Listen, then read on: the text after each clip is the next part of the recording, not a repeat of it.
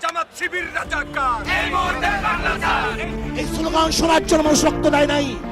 এই দৃশ্য ময়মনসিংহের ত্রিশালে আয়োজিত এক বিশাল জনসভায় আওয়ামী লীগের পর এবার বিএনপিকেও রাজাকার স্লোগান ইস্যুতে কঠোর সমালোচনার মুখে ফেলেছেন ইসলামী আন্দোলন বাংলাদেশের সিনিয়র নায়েবে আমির মুফতি সৈয়দ মোহাম্মদ ফয়জুল করিম। বৃহস্পতিবার বিকেলে দলিরামপুর সিএমবি মাঠে আয়োজিত সমাবেশে প্রধান অতিথির বক্তব্যে তিনি বলেন যে স্লোগান আওয়ামী লীগকে ডুবিয়েছে সেই পথে এবার হাঁটছে বিএনপি। তারা এখন বলে এই দেশে রাজাকার থাকবে না, অথচ বিএনপি গঠনের পেছনেই ছিল এক নম্বর রাজাকার শাহ আজিজ, যাকে প্রধানমন্ত্রী বানিয়েছিলেন জিয়াউর রহমান। ফয়জুল করিম আরও বলেন বিএনপির নেতারা নিজের দলের ইতিহাসই জানে না, তারা জানে না প্রতিষ্ঠার প্রধানমন্ত্রী কে ছিলেন, মন্ত্রী হিসেবে কারা ছিলেন, তাই অজান্তেই নিজেদের বিপক্ষে স্লোগান দিচ্ছে।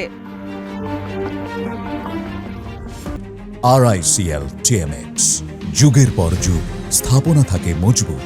তার ভাষায় আওয়ামী লীগ যেমন আবেগে পড়ে এই স্লোগান দিয়ে রাজনৈতিক ক্ষতির শিকার হয়েছে, বিএনপিও ঠিক সেই পথে এগোচ্ছে।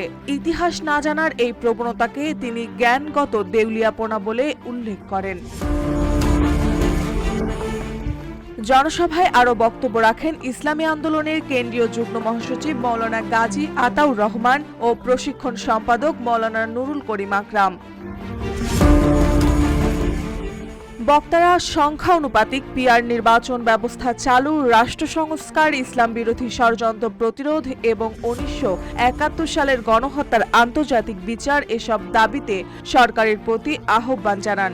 অনুষ্ঠানে সভাপতিত্ব করেন ময়মনসিংহ দক্ষিণ জেলার সভাপতি মৌলানা মামুনুর রশিদ সিদ্দিকী এবং সঞ্চালনা করেন ত্রিশাল উপজেলা শাখার সভাপতি মৌলানা ইব্রাহিম খলিলুল্লাহ। রাজনীতিতে রাজাকার ইস্যু যেন এক বুমেরাং, ইতিহাস না জেনে যেই ছড়ে ঘুরে এসে আঘাত করে তাকেই। এবার সেই ঘূর্ণিতে বিএনপিও গড়িয়ে পড়ছে কিনা সেটাই এখন বড় প্রশ্ন। জামাত শিবির রাজাকার এই মুহূর্তে বাংলাদেশ মার্জিয়া মৌ, রূপালী বাংলাদেশ।